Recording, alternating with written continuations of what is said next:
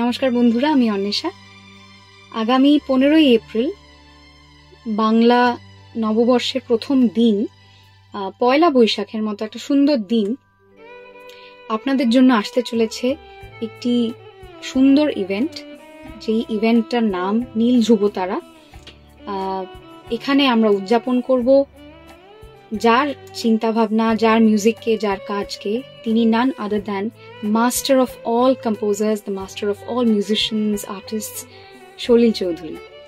এবং সলিলদার গানগুলোকে উপস্থাপনা করতে আমাদের যিনি সাহায্য করবেন এবং কন্ডাক্ট করবেন এবং সাজিয়ে তুলবেন পুরো বিষয়টাকে, তিনি হলেন নান আদার দ্যান আমাদের যুগের, আমাদের অত্যন্ত প্রিয় একজন কম্পোজার, মিউজিশিয়ান, সহকর্মী দেবুদা।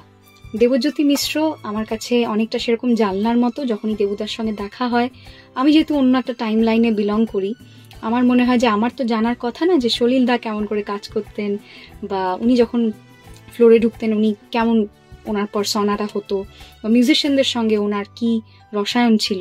তো সেইগুলো অনেকটা, সেই গল্পগুলো দেবুদার মুখে শুনে আমার মনে হয় যে দেবুদা আমার কাছে অনেকটা সেই জানলাটার মতো। Is like that window to me, যে জানলাটা খুললে আমি সলিল চৌধুরীকে আবছা হলেও অল্প একটুখানি দেখতে পাই, মানুষটা কেমন ছিলেন দেবুদার চোখ দিয়ে। তো সেটা আমার কাছে একটা পরম পাওয়া, প্রাপ্তি। এবং নীল ধ্রুবতারা এই অনুষ্ঠানটির জন্য আমি পার্সোনালি খুব এক্সাইটেড যে কবে হবে, কবে আমি গিয়ে গানগুলো গাইবো। কারণ he is somebody who is very dear to me. He's not just my favorite composer, but সলিলদা is very dear to me, his work. ছোটবেলা থেকে আমি ওনার কাজের সঙ্গে খুব ভীষণভাবে জড়িয়ে, তো সেই কারণে আমার কাছে এই অনুষ্ঠানটা খুব স্পেশাল।